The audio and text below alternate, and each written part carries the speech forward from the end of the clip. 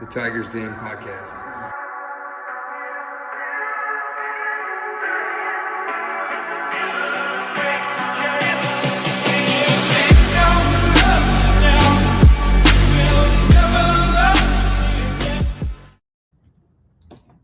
What is up, everybody, and welcome back to the Tigers Den Podcast, Season 3, Episode 5. Back here for another episode. Missed last week, I had a bye week, so weren't going to do any episodes fidgeting around with the mic. But Thomas couldn't join us today. He's taking an exam, so I got special guest, Clemson baseball alumni, Mr. Thinks He's Him, Cam Canarella. Cam, what's up?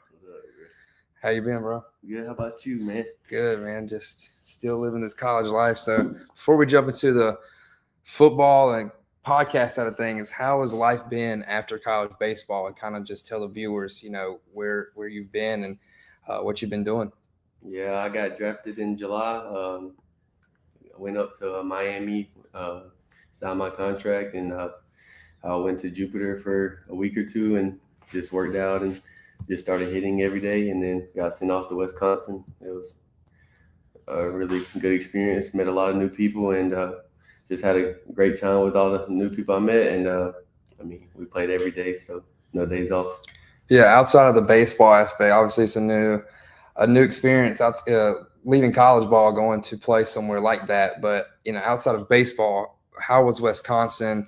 Did you like it? What's the difference between there and Clemson? And obviously, the rest of the Marlins farm destinations are in Florida. So did you like Wisconsin? Like I said, I like playing every day. So yeah, that was a good thing about it. But other than that, didn't have my card and haven't really done anything besides my teammates and just hanging out with them on our off days. But other than that, it was a good experience. So yeah, we got Bendy in the comments. WCam, what's up, Bendy? Okay, so let's get into the football side of things. Obviously, Clemson's not off to the hottest start they would like, sitting at 1-3 for the first time under Dabo Swinney, and the first time since 2004. So I was barely, even if I was born yet, I was barely a couple months old. So it's been a rough start for this Clemson Tigers team. Leaving the bye week, heading to North Carolina this week on the road. North Carolina sitting at 2-2, and this is their first ACC game. Tigers going into their third ACC game. Cam, this is not what we expected as Clemson fans. You coming into August and you're like, Clemson LSU, that's a top 5 matchup. If we're not going to see these teams just one time this season, probably going to see them twice again in the playoffs. But now the playoff talk's over for Clemson. The ACC championship talks are pretty much done for Clemson. It's sitting at 1-3. What do you think this Tiger team has to do just to finish on a good note and just kind of produce a spark? Like if it was baseball, I feel like just have to sit down and figure out what's the keys to our success. I feel like Cade and all the people on the D line just have to figure it. O line have to figure it out and just be on the same page. And make, like I said, Cade needs to figure out with the wide receivers too, and just go from there and just trust your guys. Yeah, looking at the Syracuse score, 34-21, Syracuse in the favor. Syracuse is sitting at 3-1 after the game. It just got blown out by Duke. Looking at Clemson's stats, particularly the quarterback position, 363 yards in the air, 3 touchdowns, 1 interception. When you look at stats like that, and then you're running back 16 carries for 130 yards, no touchdowns. But even with the yardage, and then looking at Cade's stats, you look at that and you think you win the game, right? Mm-hmm. No. First of all, your quarterback can't throw it 60 times in a game. I would love to see the stats in 2016 or 2018 if they let Deshaun or Trevor throw for 60 times, they'd have 600 yards. But he went 37 for 60, a lot of drops, a lot of misses as well. And that's one of the things people just like to point the finger straight to the quarterback. But in this new day and age of college football, it can't happen that way. And there's a lot of things that Clemson needs to fix. And maybe this bye week was something that Clemson really needed a lot. And I think that could be the case. And I guess we'll find out more this week when we head to North Carolina. But, like I said, playoff talks are over. ACC championship hopes are likely over. Why not go out there and just ruin other people's seasons? But, we can get on the talk of, good things that we've seen. I've liked a lot from Sammy Brown, DeMonte Capehart, transfer Will Help from Purdue. Cuddy probably would have got drafted last year, despite his injury late in the year versus Louisville. But I mean, outside of 3 or 4 guys on each side of the ball, everybody's non-existent. And it's one of those things that sucks because, you look at this roster and this talent, I don't see 1-3, but in reality, they are 1-3, and it's, they can't change anything now. So, there's an eight game season coming up now. So why not try to go 9-3? But like I said, heading to North Carolina, playing Bill Belichick, that's the first time I think multinational championship coach going up against a 6-time Super Bowl head coach. I don't know if you know much about Bill Belichick, do you? Coach Tom Brady at the Patriots and all those guys. So, I mean, what do you think the biggest thing is for Clemson to go to North Carolina and not just get the dub, but spark the offense, spark the defense, and just let's look like this Clemson team that we saw coming in August? I mean, I think you just got to go out there and play loose. I mean, you got nothing to lose. They're 1-3, like you said, and they just need to go out there and have confidence for sure. I mean, that's what I would do if I was struggling. Just go out there and have confidence and just see what this Clemson team can do. And if something goes wrong, then just go back to whatever y'all thought last year. What was the reason y'all won last year? I feel like thinking about last year, I mean, we had basically the same people as last year. We had the 80% return class. Yeah, and I just feel like looking back last year, I mean, we had a pretty good year, but this year you just got to figure it out and just play like it's your last game ever. So yeah, it's one of those seasons now you're looking to ruin people's seasons, and it's one of those things that can happen. I mean, we got Dean Cox on now. The talk at playoff time is best team out there. It's not the playoff team. It's not in the playoffs. Good Tigers. Okay, yeah. I forgot what I was saying, but like there's games on your schedule. You got Florida State coming here in the beginning of November. We got SMU kind of shaky this year. I think they're sitting at 2-2, but that was a team we saw in the ACC championship game last year. But there's still a lot of good things that this Tiger team can accomplish. I mean, 2 years ago we were sitting at one time at 4-4, and 1-3 right now is a lot farther than what 4-4 is. But I still think there's a lot of things for this Clemson Tigers team to accomplish. So one thing you gotta adapt. You gotta stick to the run game. It seems like we get our heads on one thing, and it's either going to be throwing the ball 60 times or we're not going to run the ball. If we can, get guys to get more separation, I think having Antonio back for his second game now will help that a little bit. Let's get TJ Moore some action. Get him some confidence back, and then you got to get transfer Tristan Smith in the ball game. I mean, Clemson was down 14. He gets the ball, gets a gain of like 25 yards, and just acts like he just scored a freaking touchdown, just like shows what it means to him.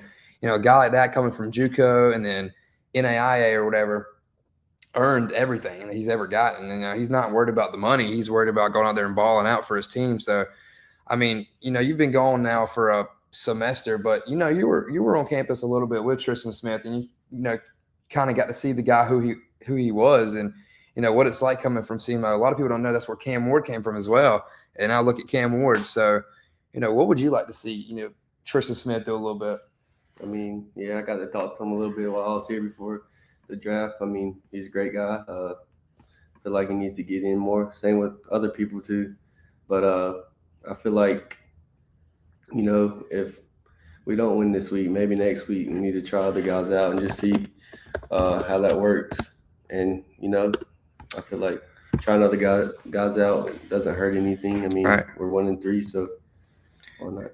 And I'm not one of those, there's a lot of people, I try to, as much as I'm on Twitter, working with media and stuff, I try to stay off Twitter, but it's so hard. But Twitter is a very negative place because there's just a lot of, I'm a fan myself too, but there's a lot of fans that, think they're coaches and stuff. And it's like, we're at the end of the day, we're fans. We don't know the right decisions. We might think we do. And I'm not quite there on the bench to quarterback talk yet, because now if you bench your quarterback and it sparks him, it gives him confidence to go out there and ball out, sure.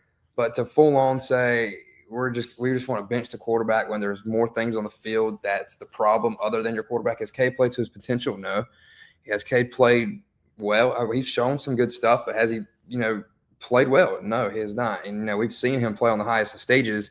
We were both out there in Texas for that game last year, and I think we led one time in that game. It was 7-0. we were losing the whole game, and then we came back. We're down by 7. Everybody's getting into it, and that was the best offensive game Clemson had played all year, including with the quarterback. So we've seen it before. Brett Carnes and the quarterback. Oh, Clemson will beat the spread against UNC 14.5. I'm at the point this season where I don't like betting on Clemson if we're 11-0. It's never a good thing to do to bet on your own team. So I'm gonna leave the spread alone. It'd be awesome if we covered. I'm gonna look at the line really quick. I think it's at 14.5 right now. So I don't know how Vegas is still picking Clemson as double-digit point favors, because we were 13.5 versus Syracuse, and you got beat by double digits on your home field. And Steve Angeli went out in the second half, and now he gets another year, and he's I hate to say it, but is big of a program. Fran Brown, I don't know if you know who Fran Brown is, coaching at Syracuse. By the way, Cam came in here as a special guest because Thomas is taking his exam, so bear with Cam on his college football. But Syracuse is as good as a program Fran Brown's starting to build there, taking over for Dino Babers 2 years ago. Steve Angeli is not going to be there next year. He's going to get a big time offer with some NIL after he recovers from his injury. And, that was their first win in Death Valley. And they've been in the ACC now a little over 10 years, I want to say. And that was the first win in Death Valley. Including Louisville last year was their first win in Death Valley. So two teams, I don't know if you've heard me say this before, but, when teams used to come to Clemson, they were not winning the game. They came in there for the experience. They were happy to play there, during the Deshaun Watson, Trevor Lawrence days, back when you kind of liked the Garnet a little bit. But, you came to Death Valley and Jaden's coming to Death Valley, you weren't winning the game. You were solely coming there to experience the beatdown, what I like to say. But now the NIL world and all that, as a guy that has experienced NIL and the new, ways of college sports, obviously you don't know how it was before the pre-NIL, but looking at like Deshaun Watson, Trevor Lawrence, and if you want to talk baseball, Seth Beer and guys like that, looking at them and their teams having to just work for everything. And I'm not hating on it or anything, hating on the NIL. That's a good thing. It's cool to see, people our age get paid a lot of money when, back then you had to solely just go out there and bust your tail. What's up, Brett? Bust your tail for 3 or 4 years to get that money. So, as a guy that has experienced NIL and, now that you're out of college, you have experienced other teams tamper with you and, try to get you. What is that like? Because we see it on the football side too. I feel like it's a whole different ball game. Like you said, being like 5-10 years ago, you didn't really have NIL, or you didn't have NIL. I feel like now people's worrying about NIL and where they can go to get the most money. But I feel like that has hurt Clemson football. Same with other sports.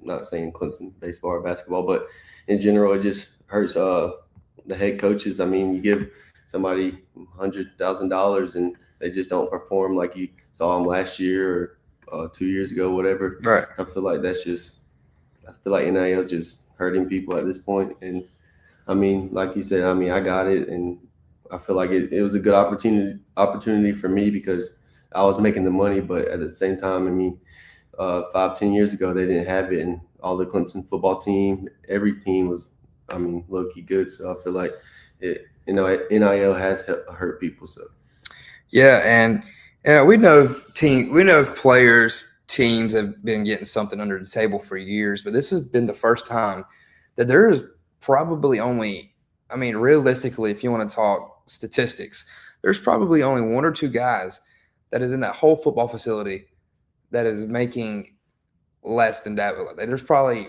1 or 2 guys that makes either a quarter near what Dabo Swinney makes. I don't even know Dabo's exact contract. It's a lot of money. And there's players that make more than the assistants. And, that's just, looking at New Day in college sports, it's just like, wow. So, I don't like to get tied up on the NIL kind of side of things, because, like I said, not to disrespect it, because, you experienced, you went through it. It's a pretty cool thing, but it did ruin the sport that we all loved. And just seeing guys, you go play 3 years or 2 years at a school, and you give it, they give you an opportunity to come out of high school and they get you playing time early. And then, here comes Ohio State and Texas knocking on the door got $4 million in a Lamborghini sitting on the other side of the street if you come over here right now. And guys are making that decision at really 17 years old. Bryce Underwood at Michigan. I mean, Dave Portnoy at Barstool, I think, gave him 5 or 6, 7 mil.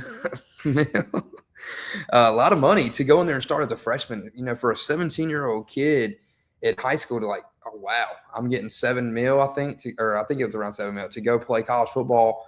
Haven't played it down there. Haven't been to a workout. Haven't done a mat drill, and all that's like guaranteed money. I mean, it's almost like a signing bonus in pro ball. So, I think this was a good episode to touch base on stuff like that coming off the bye week, just to really see the standpoint of things. Because believe it or not, I don't know exactly, but for sure. But I think sooner or later, there's going to be such thing as a like a trade deadline or something in college sports. If you're balling out the first half of the season in baseball, we're going to have Florida knock on our doors. And May, okay, we're going to get him here for the rest of the season and postseason. I mean, as much as we're down the road with money and stuff and NIL, I think it's coming soon. But we'll look at some Instagram comments. Some of our best players look like they're playing to not get hurt, so they don't jeopardize the NFL draft stock. Yeah, I totally agree. You got guys out there that know their potential, and if they go out there and catch a few balls and they could not show 100%, and they know they're still getting the money. And they know that if they wanted to hit the portal and leave, that the top programs are going to call them the next day. And that's just one of those things that suck. But, hopefully it gets figured out. I feel like they're starting to ease up on a little bit. Like they eliminated the spring portal. I don't know if you saw that. They eliminated the spring portal opportunity in sport or in college football. I don't know if it was just the spring or the December, whatever, but I'm going to get off my banter about the NIL and stuff. Let's talk extremely about Clemson's matchup coming up this Saturday at North Carolina. It's going to be a 12 o'clock kickoff in Chapel Hill. First time Dabo Swinney has met Bill Belichick on the gridiron outside of Bill coming to the facility as an NFL coach on like Pro Day or anything. But Clemson 1-3, sitting at 0-2 in the ACC for the first time in a while. Actually, we were 0-2 2 years ago, but 1-3 for the first time since we were born. It's a long time ago. North Carolina sitting at 2-2, losses to UCF on the road, Fighting Knights, Austin Jacobs, and at TCU in that opener. I don't know how, like I said this 5 minutes ago, how is Clemson even a 14.5-point favorite on the road? Sitting at 1-3. Obviously, Vegas still believes in us. Like I said, Vegas doesn't know everything. But thank you, Vegas, for not losing hope in Dabo Swinney, because I don't know if you've read Instagram or Twitter or heard anything about Dabo Swinney in the last couple of weeks, but there's people that want Dabo Swinney fired. And there's people, Stephen A. Smith, Paul Feinbaum, all these guys saying Dabo's going to have to adapt, this and that. The sole problem of this season of us being 1-3 is not a transfer portal or NIL problem. It is solely a coaching, player performance kind of thing. So, obviously you playing baseball, your freshman year, to start the season, we weren't a very good team. I think we started like 2-9 in the ACC and finished like 20-10. So, baseball's a lot different than football. You can lose a good bit of games and still be a host site team. But let's talk to it like as if we're talking about football, which we are. But, 1-3, like I said, playoffs are over. ACC championships likely over. What was the message? Like, say, Eric Backers, what was the message to you guys sitting at 2-9 in the ACC and end up going 20-10 and making a regional win the ACC tournament? Like, what's the message that Coach Swinney has to tell his team? To give them that fire them up, give them that motivation to go 9-3. That was a while ago. It was a while ago, but it was a good. He sat us down in the classroom and just was like, "We don't win any more games, or we don't win any more ACC games. We're not going to make the tournament. We're not going to make anything." So, we had juniors and seniors that were going to get drafted, and that was going to be their last year. So that was like they kind of took it all together. And after the coaches left, Caden Grice, Cooper Ingle, they kind of took it over, and it was like, yeah, this is probably going to be my last year. So, we might as well just go out with a bang and just see what happens. And since then, we went 20-10 in the ACC, and I feel like you gotta hang off hang out off the field too. I mean, that's a big key too. I mean, I know there's a lot of football guys, but baseball, I mean, we hung out off the field when we're not playing it almost every day. But I feel like you just got to get tight with your teammates. I feel like that's the big part if you're going to win or lose. But that's what I would say. Yeah, I'm gonna get to some comments. Brett says people want to fire the winningest coach in Clemson history. You need to get your head right. Yes, there is people. I don't know if you've seen Twitter or Instagram in the last 3 weeks of Clemson's downfall this season. I'm not one of those guys. Obviously, I've said it through and through. That would be the biggest mistake that our athletic department board of trustees would ever make, is to fire Dabo Sweeney. Because you fire Dabo Sweeney and there's a lot of things that go wrong. But yes, it's crazy that it's even a topic. I think the thing that made people say that and throw him off is his if people are tired of winning, they can send me on my way comment. I don't know what people exactly want him to say. I promise you the things that he's telling the media and the things that he is telling the team is two different things. You're not going to hear what you want to say in a media conference. He's telling his team that. He's threatening coordinators in the team meetings. He's threatening players getting benched in those meetings, but he's not going to go out there and publicly humiliate his quarterback or his wide receiver or his coordinators in an interview. If people don't understand that, I guess, but it's just one of those things that I don't even pay attention to anymore, because you got people. I don't remember the Tommy West days, obviously, but I was here for a little bit of Tommy Bowden days. I'm gonna say Bobby Bowden, but Tommy Bowden days. I mean, Dabo has built Clemson. Dabo has put the Clemson on the map, and if they don't have Dabo a statue in front of Memorial Stadium in about 5 years, I'll start building it. So the topic's got to get taken off. Let's go to Michael. What's up, Michael? How are you, bro? What are your thoughts on the offensive coordinator? I'm not very happy with Garrett Riley, of course, but I think there is a lot of things past Garrett Riley. I think it's not all on him. That's like where I go back and say it's not on the quarterback. There's a lot of things. The O-line, defense can't hardly get off the field on third down. The quarterback's not making plays. Wide receivers aren't getting separation. There's been a lot of drops.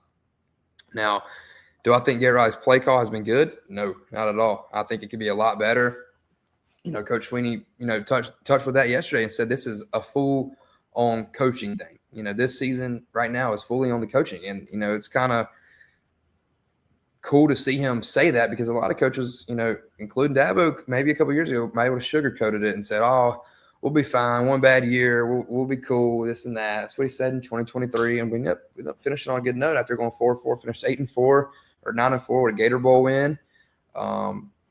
There's just a lot of things, but obviously we fired Brandon Streeter 2 years ago after DJ hit the portal after the Orange Bowl, hired Garrett Riley. Last season Garrett had a pretty good year, and then you hire Wes Goodwin in 2021. His first game was the Cheez-It Bowl after Brent Venables got hired at Oklahoma, and then 2 years later, Wes Goodwin's out the door. Tom Allen comes in. Obviously you're not gonna. It's year one of Tom Allen. He's got the best return class in the country. There's a lot of return stuff, but if we can let Tom Allen recruit and get guys here at Clemson, he's going to be fine. So the topic, even in year one, there's people on Twitter, fire Tom Allen too. People just let the coaches coach. But yeah, so that's my thoughts on the coordinator position. B. Atkinson, what's up, bro? How do you feel about linebacker play so far? Wade Woodaz going his senior year. I think Wade's been great for Clemson. He's started off a little slow this year at the quarterback spy position. Getting a spy on Haynes King was a big reason that he got to run a lot on third down. But did you watch the Clemson Georgia Tech game, or were you playing? I watched a little bit of it. I might have been traveling, but that game we could not get off the field on third down. If it was third down, Haynes King, the quarterback, had the ball in his hands. So that's just one of those things with the linebackers. But Cam, we're gonna keep this episode a little short, not having Thomas here or anything. So we're gonna do some score predictions for the Clemson North Carolina game. Then we'll wrap it up. I don't really know what to expect Saturday. We're coming off of a bye week, a much needed bye week, as I would say. Clemson has not been in favor of the bye week for the last 3 years. I know 2022 we were 8-0 going into the bye week. Came out of the bye week, got our butts kicked by Notre Dame on the road. 2023, I can't remember what happened. We definitely lost because we were terrible that year. We lost to NC State, I'm pretty sure. And then last year, you come off the bye week, you're 6-1, 7-1, looking good. You have a Louisville and a 7:30 kickoff at home, and you crap the bed, lose that one. So maybe the 1-3 start bye week is going to be in Clemson's favor this year, and I sure hope so, because if it doesn't, then it's going to be a really, really, really long year. Ricky Sullivan says, Dabo ain't going nowhere. Winning his coach other than Nick Saban in the last 15 years. We are so spoiled. Yes, I said that the other day. Clemson fans, including myself, are really spoiled because, like, when I was growing up watching Clemson football, obviously I witnessed, obviously, the, 5 years in a row, South Carolina, this and that. Even when Clemson was losing 5 years in a row to South Carolina, we were still, Dabo Swinney's landing all these big recruits. And it's crazy to look at Taj Boyd, Sammy Watkins, Nuke Hopkins. Those guys didn't ever beat South Carolina. And how those guys never played for a BCS national championship is insane, looking at those rosters. And now, Trevor Lawrence, Deshaun, T, Justin Ross, all those guys never lost to South Carolina. I mean, those were the national championship rosters as well. But it's one of those things, that, we are spoiled. We win by 28 or more Saturday. Well, if we win by 28 Saturday, I'll do jumping jacks, and I might cut a couple flips too on the grass. But Cam, let's get to some picks. Me personally, I'm gonna give you two predictions. I'm gonna give you what I want the score to be and what I think the score will be. What I want the score to be, I want it to be about 38. Let's go 38-13, Clemson, and I think the score will be around like 21-17. Yeah, I was gonna say 21-14. Yeah, it's gonna be. Maybe this is what we needed. Maybe a 1-3 start with nothing to lose is really what this team needed to actually say, okay, well, now we're not playing for a playoff, so let's go out there and play. Hopefully it is, but I say like a 21-17 kind of game. North Carolina's not a very good team. They're very big, but the talent's night and day from our roster to their roster. So maybe we'll see the Clemson offense and that Clemson defense in this roster that we've been expecting since August. Michael says, hopefully we get a bowl game. I never thought as a Clemson fan I would say I hope we get a bowl game, but we're at that position right now, sitting at 1-3. I hope we get a bowl game, man. It all starts Saturday. Right now, man, you don't know what to expect because you're coming off a bye week, sitting at 1-3. So we're gonna see if we just really stink this year, or the last 4 games, including Troy, were just not our year. So not going to cover. I'm not picking us to cover until we cover.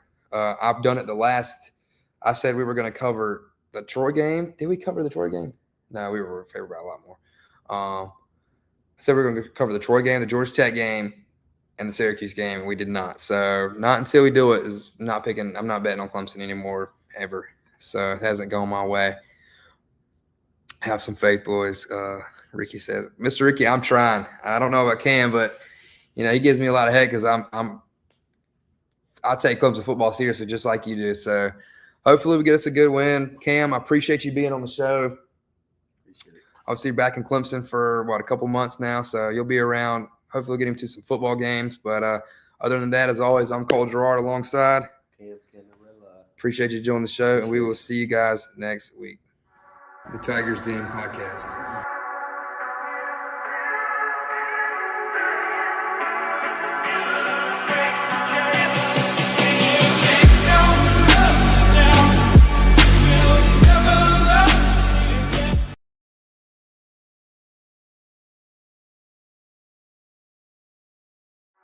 The Tigers Den Podcast.